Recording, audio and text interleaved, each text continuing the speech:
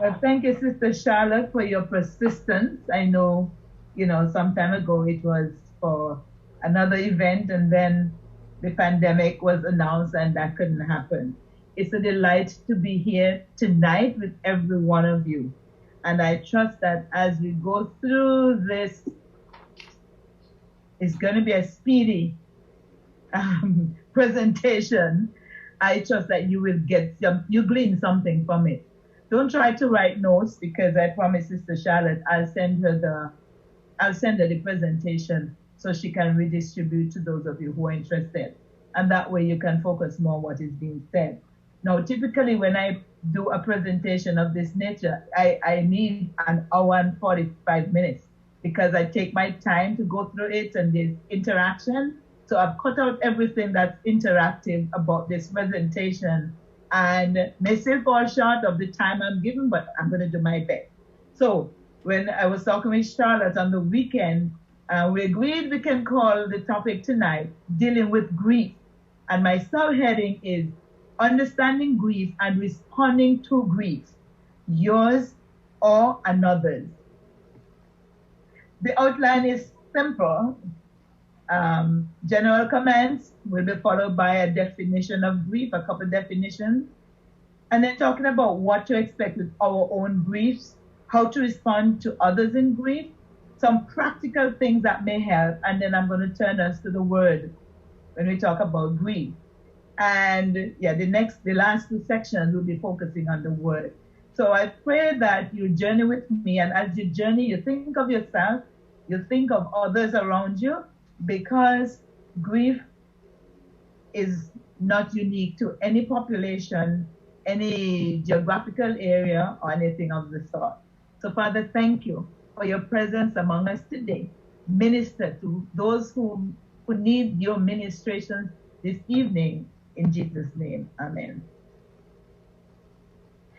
So we all know that human beings experience loss in many areas of life. There may be loss of friendship, loss of a job, loss of marriage, loss of a miscarriage. There's a whole range of losses. So I wouldn't spend time enumerating more, but I'm just opening up for us to realize that it's not only through death that people experience grief or loss.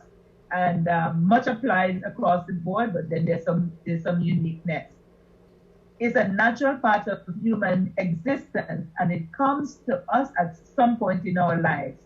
In Ecclesiastes 3:2, the preacher says, there's a time to be born and a time to, and you will say, die. It's a way of expressing loss, and the depth of our grief is said to be an indication of the closeness of the attachment to the person who was, in this case, who had died. Everyone's grief is unique, and I want to emphasize that. Everyone is at a different stage than others. Even if people in your same household are going to grieve over the same person who was lost, everybody is going to be doing it differently, because there's no one way to grieve, and there's no right way to grieve, and there's no right timing for grief. If you understand that, it will help. It will go a long way in helping people through their journey. Everyone needs an outlet to express his or her grief. Let me say their grief. And so it is very important for others around them to listen patiently, because many of us, you're not tired of that? You keep going over the same story again. That's needed in order for healing to occur. They must repeat their story. And remember that when one expresses grief, is not an opportunity to judge that individual. Because, like I said, people do it differently. Some people may cry a lot. Some people may become stoic and, withdraw. Others may delve into work and avoid being home. They will go to work and work really hard. And others may turn to drugs, which is what we need to look for. And I come to that a little later. So remember that the experience of grief is a reminder of how precious life is, how precious human relationships are, and the fragility of human relationships. COVID-19, or novel coronavirus, has shocked the world with a reality of grief not known to this point. maybe with the Spanish flu, but none of us living now was living then. So we don't know what that was like. It's still emerging, and the dimensions of the grief that's associated with loss during the coronavirus, during the pandemic, are not yet navigated nor really understood. So some of you may have had symptoms of the virus. Some of you may have been quarantined. I don't know. Or you know people who have been quarantined or isolated. You know people who have eventually tested positive. And you know people who have been hospitalized because of the virus. And you know that once the individual leaves home, no one from the home can even accompany them to the hospital, nor can they visit. So you understand that this is a thing that we haven't been accustomed to. It's a disruption of the usual chain of doing things when people get sick or hospitalized. We are accustomed to connecting, to reaching out, to stay by the bedside of. Nothing like that in this day and age under this pandemic.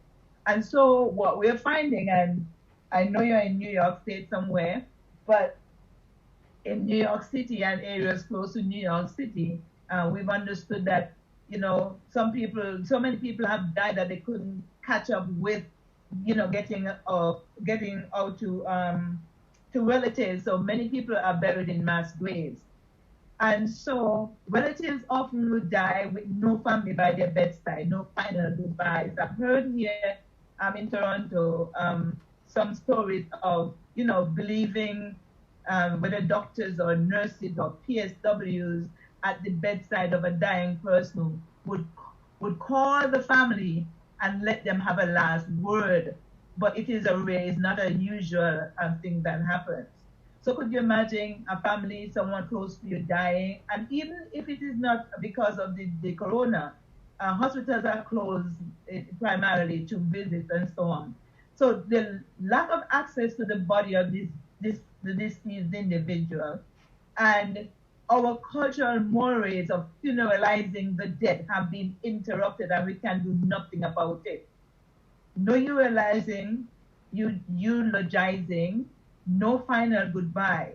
But one thing that you can consider is for those of you who have lost or will lose individuals in this time, to consider when all this is past to have memorial services. I suspect there'll be a lot of memorial services when the pandemic finally has blown over.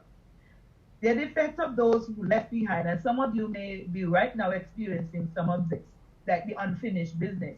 Matters of forgiveness, asking for or giving forgiveness. There's anger, there's resentment, there's sadness, there's guilt. There are pardons not taken care of. And these are all present in normal grief, but magnified during this time of pandemic. So what are some of the definitions of grief and mourning? The Harvard Medical School says it's an unavoidable and normal experience. Angela Morrow, who writes a lot on this, says a bereaved person's internal emotional response to the loss event. It has several components, and you notice it is physical, behavioral, emotional, etc., and a heaviness that cannot easily be filled. Some of us can relate to that heaviness that we carry. Sometimes we can't even get out of bed, and it can even mimic illnesses. Many people are diagnosed when they're going through their grief with depression mistakenly. They don't need medication. What they need is to be able to talk. On the other hand, mourning is described by Ms. Morrow as the outward expression of grief, usually based in cultural, religious or personal belief system, and it's a really very personal expression of grief. Here we are not speaking, definitely tonight, and I want to make it clear, we're not speaking about getting over your grief. We're really talking about how to journey through your grief. And hopefully as you journey, there are helpful understanding of others who will journey with you and help make it a little more bearable. So going right along, grief is a lonely road. If any of you who have ever suffered loss, you know it's a lonely road. No one truly understands. And have you noticed that it's a really very difficult topic, but sometimes for years to talk about, but often avoided by other people, even by those who mean well. Even in the community of faith, we find that it's hard to relate to grieving individuals. We often find ourselves at a loss as to what to say, because somehow we think we need to have all the right answers. And because we know we don't have the right answers, we avoid people. We dodge any mention of the loss. We try to, kind of avoidant behaviors. But remember this one thing. Sometimes silence and a supportive presence are the best gifts we can give to the bereaved individual or family. Remember Job. Go back and read Job and see how that panned out. So it's important then to contact the grieving person, but another thing to avoid doing is to put the ball in their court to contact you. How many of you going through your grief have been told, well, call me if you need anything, call me if, and people hardly follow through, and that's something that we know. They're not going to call, hardly ever. All right? It's better to offer to do something for them or with them. Well, right now you can't do much with, except it's virtually. But avoid the comment, because this comment, it could be worse, is belittling and brushing off the extent of their grief.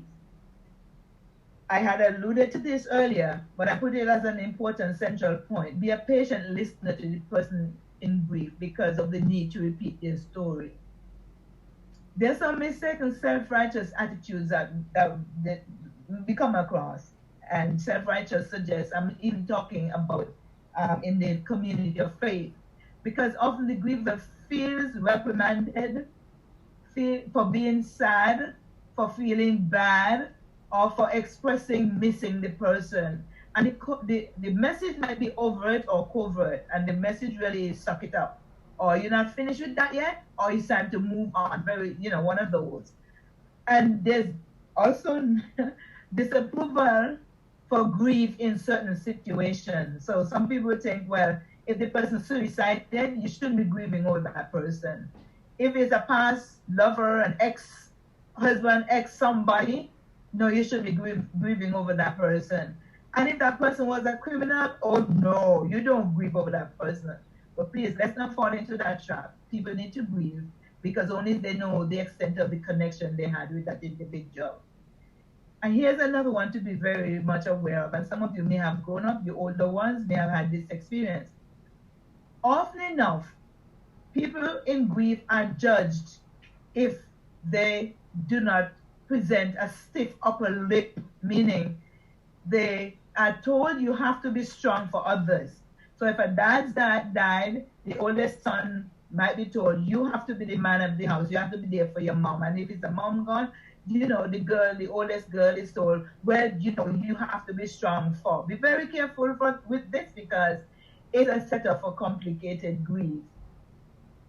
The message that many grievers get is that when he expresses grief, he's demonstrating a lack of faith, and that's not true.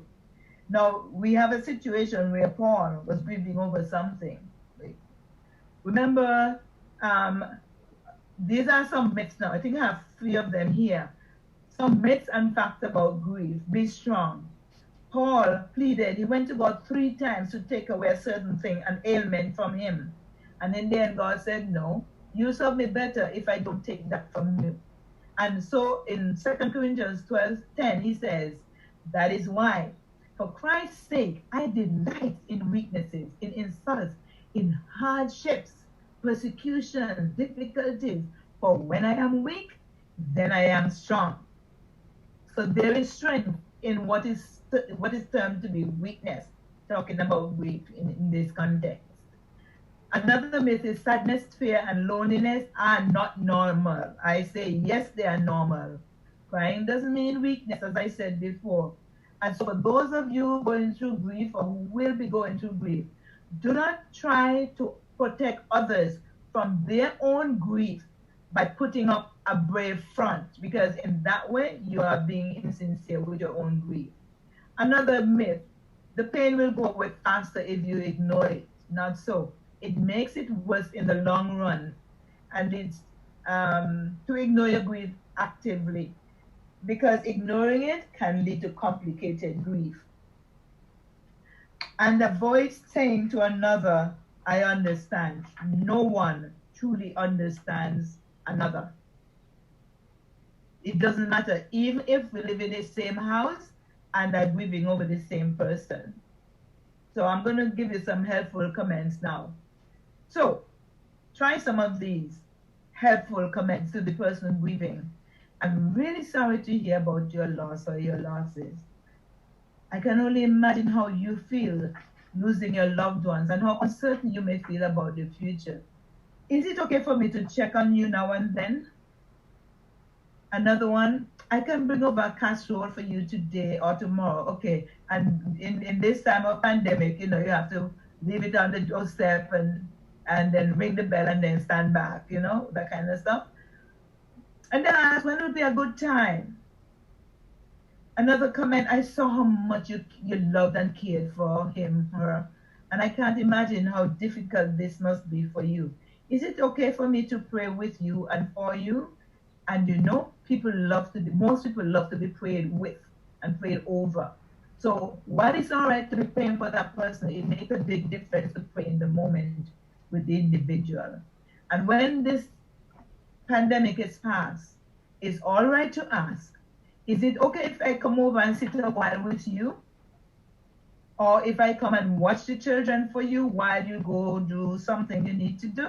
That goes a long way. So what are some creative things you can do for the individual who is in grief? Consider sending a postcard, a few short text messages or WhatsApp messages, but don't overload. Don't, make it several times a day or every day of the week. No, a few times a week. Or send emails assuring them that they're in your heart and in your prayers. You may know a favorite author of the individual, and they may have been talking about a certain book. Go buy that book or order that book for them. Or send them one that you found helpful when you yourself were going through grief. You may send an occasional bouquet or plant. Purchase a voucher for massage, a manicure, pedicure, something that will be appropriate for that individual.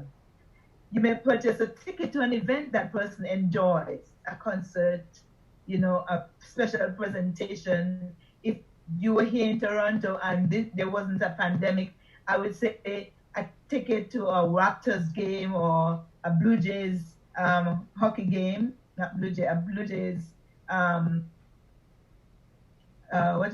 baseball game. But whatever it is that the person really enjoys, put yourself in that person's shoes and give them a treat. And by the way, allow the extremes of the person's expression. Sometimes they're very sad, sometimes they light up and they're very joyful. Don't be shocked at it, allow it. One of the things I did when my brother-in-law died, my youngest sister's husband, was to write her a month's worth of letters of encouragement. And you can do that too. If you don't want, now in the pandemic, we have more time than usual. We're not as busy as before, unless we make busyness. So you sit and write a month's worth of letters, mail it to the individual, and just pick anyone at any time when you feel like reading something, when you feel that you need some kind of comfort, and may you be blessed as you read them. For the person in grief, consider some of these things now. Take time to sit, think, reminisce, and go over the events of your life with the individual who has now passed, positive or not so positive. And in my day, we had albums. Nowadays, people go digital. But I think the time has come for us to actually consider printing some of those digital pictures we have and make albums or scrapbooks and stuff like that. These are not antiquated things. Actually, they may be very useful now. but do something that connected you with the individual, something that the person liked, something that you enjoyed doing together. Consider planting a tree in the person's honor, or a shrub, a flower. I planted a rose in honor of my dad. Keep the person's favorite item of clothing or perfume, or favorite, go to visit the favorite restaurant or some historic site that you guys enjoy doing.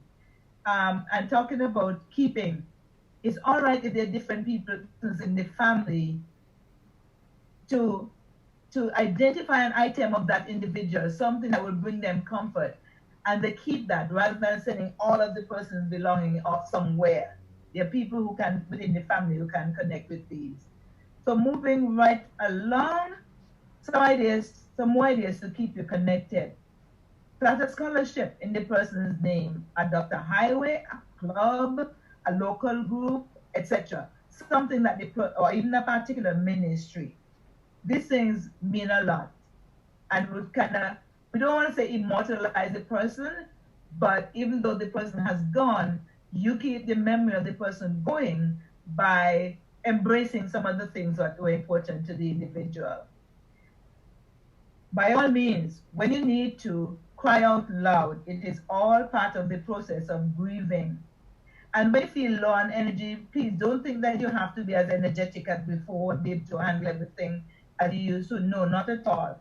Take some time to recoup. But from time to time, put aside a little time to do a simple task. Maybe one of those tasks that you had put away for a long time, pick it up and complete it. And if you think it would help, you can either write a letter to the person who died, or tape a message to the individual, or keep a journal of your journey. There's so many ideas. I'm sure you could think of some more helpful ones. In the early stages of your grief and your loss, pull back a bit from regular activities to draw your strength. But however, do not isolate yourself. It drives others away. When somebody is trying to say, come, let's do this, and every time they hear, no, in the end, they're going to say that you don't want them, and so they pull back. So be very careful with it. Keep a picture and other memoirs of your loved ones close to you, the one who died, who's speaking about. And if you really don't feel like being happy the next holiday because it's very soon coming up, whatever it is, it may be Christmas, it may be Thanksgiving, it may be a family reunion, it is okay to take a pass until the next one. But be sure, very often we have a lot of guilt attached to our grief. Please make sure you put guilt behind you, because guilt, you keep beating on yourself, and that will only lead to depression. You can write these two verses down, these two locations. Psalm 30, verse 5b, the second part of verse 5, verse 11 and 12. And then Lamentations 3, verses really 21 to 23. I have here 19 to 23. You can read all of that, but 21 to 23 really nail it. And these are the two frames which I'll let you find and read for yourself. I'm very conscious of the time. So how do you function through your grief? People may care or may think they're caring by avoiding speaking about your loss. And it's up to you to say to others, it's all right if you call his name, or if you talk about, if you give funny jokes about the person. It's all right. And so I said this before in a different way, but instead of isolating yourself in your grief, please find a support group. Because if your church doesn't have one, you can seek resources in your area. And for now, you may have to find online resources. But when the time comes when we can go back in public, find a place where you can actually go as part of a group. Please don't self-medicate, because some people do that to ease this psychological pain. And for some people, taking medication for a while can be helpful. If children are involved, and forget those digits, I don't know why they're there, try to keep a routine, especially for them, because it has been found, the research says that changing address and changing school is more troubling for children than for adults. Some parents want to move away, run away, go far away, and you do not do the children a service if it's not fair to the children if this is done. That's what I'm trying to say. And we want to make room to allow the children to speak about what's, about how they're feeling, their own struggles. Give them piece of paper, crayon, pencil to draw how you feel, what's going on, what I remembered. And here is where I already mentioned it earlier. Let the children choose something that they want to keep of the person who has died. That will be helpful to them. Let them speak about the missing member of the family, and you guys can devise your own kind of, I don't want to call it game, but activities. One of which can even be done in worship. It would be something you can call, I remember when. You notice that I'm taking time to talk about children because often they're the ones that are ignored and their pain thought not important, but it is very important. They grow up remembering how people dealt with them in the face of guilt, including telling them things that are not true about the person who died and so on. But I'm not going into that today. Remember that, as I said earlier, every member of the family will demonstrate their grief in different ways. Some may be silent, some might withdraw. Some, in fact, may become more social and don't want to be home much. They want to be out with friends. So may become irritable, or, especially younger ones, they become clingy and revert to earlier behaviors like bedwetting and so on. They're not strange behaviors. So the important thing is to look out for the behaviors that are not good for them, such as drug use and promiscuity of those children. Now, for school-age children, it's good to keep in contact with their teachers. For those who are in college or university, encourage them to talk to their profs, academic advisors, because they will direct them, to talk to someone at the counseling center. You yourself, parent, need your family and friends. And not everybody in your family and not all your friends would be helpful. So you need to pick carefully those who will hold close to you in those early stages of your grief. Don't determine and don't decide that they're too busy to listen to you. It's better to tell them what your needs are, and they will decide how they can be helpful. And your faith, as Christians, and I am assuming most of us on this line, maybe some are not, but that some of us are Christians. We talk about our faith in God. We know He's always with us in everything, but often when it comes to grief and losing somebody through death, it falls apart. Faith is no true faith until it is tested. So have faith, be patient. What about self-care? And I just have a few more frames after this. Rest, sleep, and your diet are very important. Your appetite is going to dip for a few weeks after the loss. You're not going to feel like eating. You're going to tell yourself you're not hungry. It's not true that you're not hungry, but because of your body, because of you being taken up in all this grief thing, eating is the least important thing for you. But it is important for you to nourish your body after a couple of weeks, because that will help improve your function. And please don't punish yourself by not sleeping and by not eating. You need to do both. Please allow yourself moments of recreation, whatever form that will take. And remember, as time goes on, we are talking about a journey. It is important to learn to laugh again. And look at this one. Count your blessings. They're all around you. So look for them. Look for them. It's really important. By all means, remember, as you go through your journey of grief, embrace those who are left behind. Sometimes people get so caught up in their grief that they neglect their children, they neglect other people who are close to them, and they're so caught up with the dead. But sometimes when I'm working with a client, I ask, what would that person, seeing you act the way you act now, what would that person say to you? And most of them, they'll say, it's time to move on, meaning engage with, connect with, try to reconnect with things that you let slide while you were getting accustomed to this new way of life. So the message is redefine your relationships, and that's fine. But also remember to be patient with yourself. Sometimes people become so impatient that there's no room to really allow, a little leeway. Those of you who have done anything on grief would have read about KUBLER-ROSS'S 5 stages, and I'm not going to actually explain them.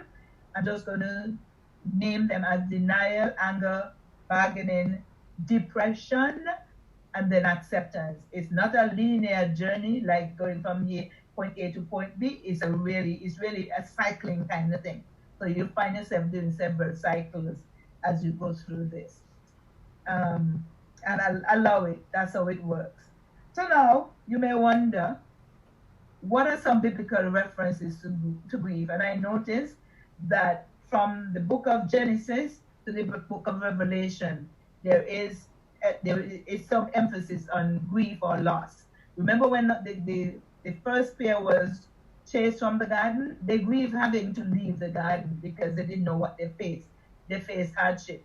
Revelation 21:4 talks about there'll be no more death, no more sickness. We're talking about the New Jerusalem. In Ecclesiastes 3:4, the preacher says there's a time to mourn and a time to dance. We do not get stuck in the mourning, but we allow ourselves to grieve until we reach a place where we can laugh again. In Psalm 30, I mentioned it a little earlier, David says, weeping endure for a night. And a few verses down, it goes, but you clothed me with gladness. You were with me and you gave me hope. Jesus himself in Matthew 5:4 said these words, blessed are those who mourn, for they shall be comforted.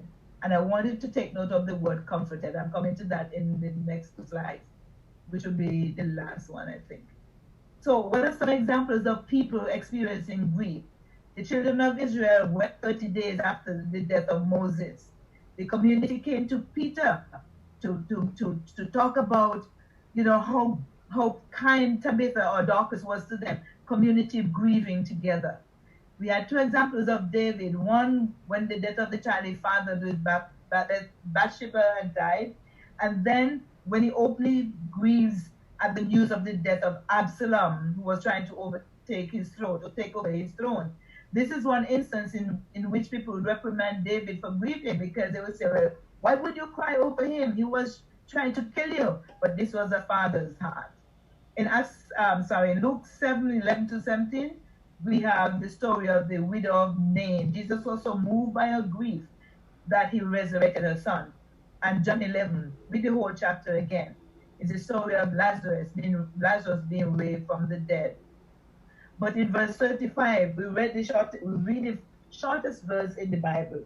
Jesus wept, not over Lazarus because he knew what he was about to do, but over the unbelief of the people he came to save. And so, our grief, our loss, no matter what the circumstance, marriage, miscarriage, loss of friendship, loss of home, loss of job, no matter, is never for us only. Nothing that happens in the life of the child of God happens for the child of God only. I want us to remember that. Often, God is grooming us to touch others and to bring them to his kingdom. So your grief and my grief may be an opportunity to reach others, to introduce them to God's mercy and to comfort them. It's like opening up a pathway to minister to others facing similar circumstances. How do I come to that conclusion? I find it, I've never heard a sermon on it, but I found it a few years ago in 2 Corinthians 1:3-4. And I'm going to read it for us. I hope you find it comforting.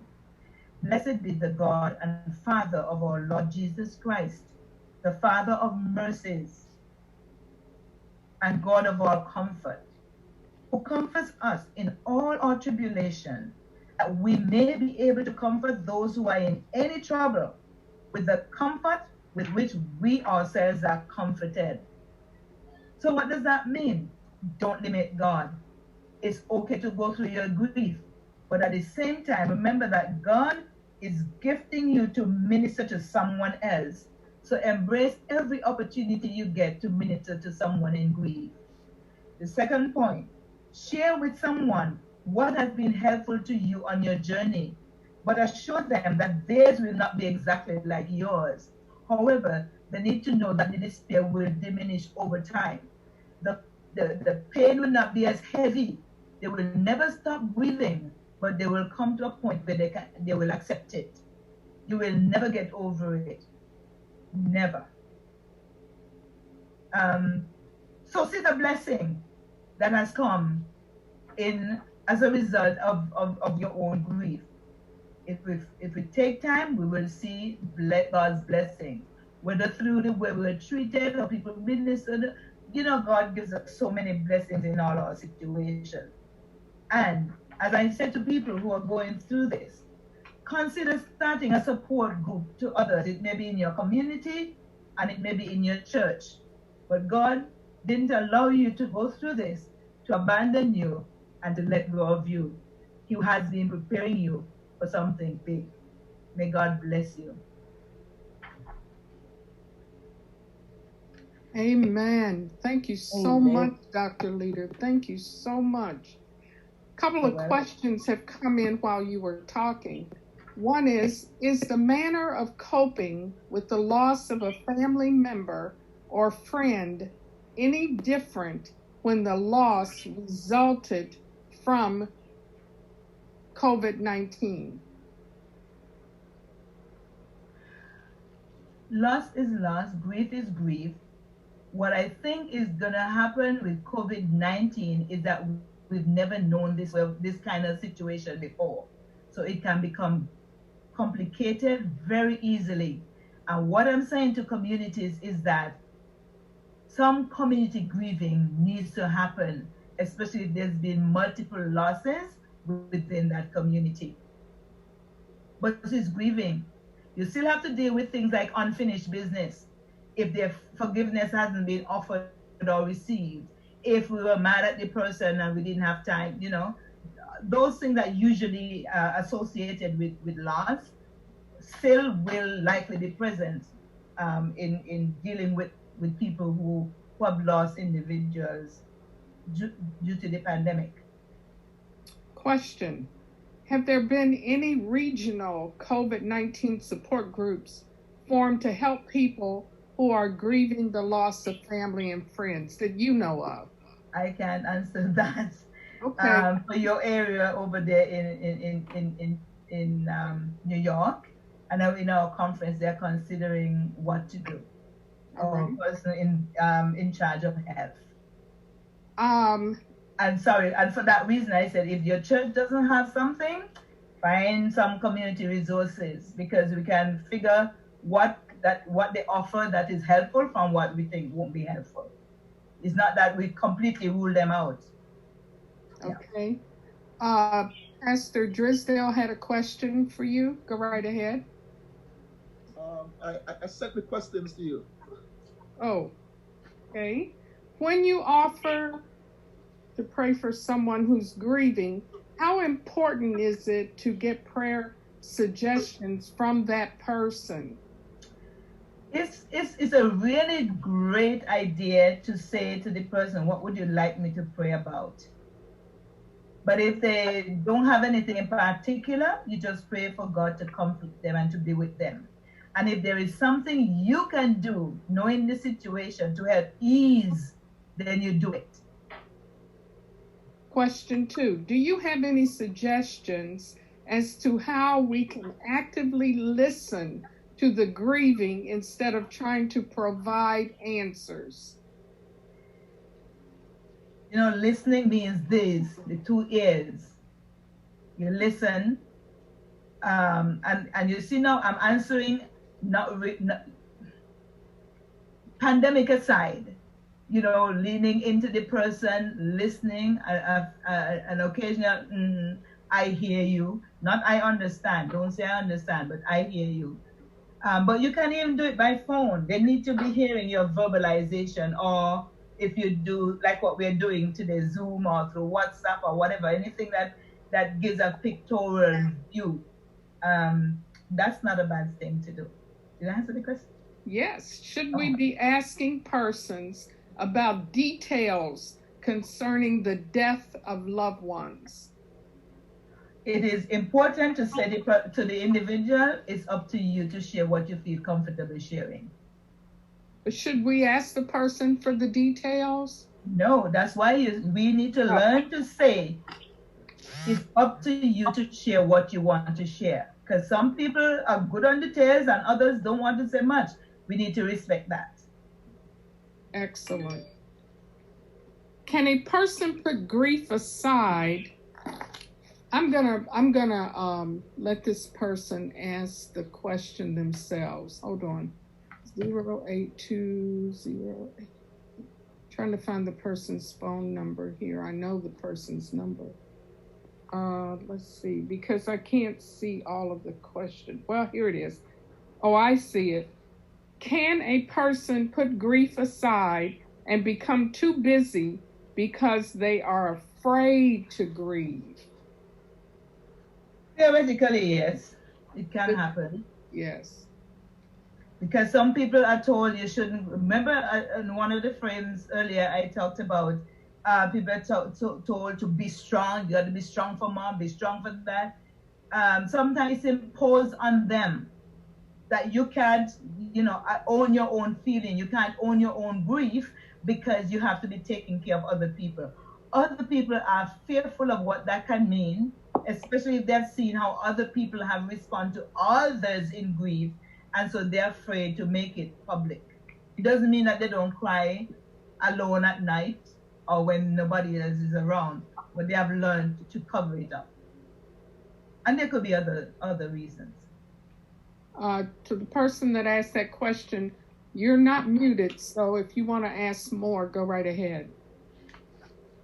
The question that I want to ask, when can you start grieving? When can you? Yes, when you don't have any support at home, and you don't want to talk about it to anybody else.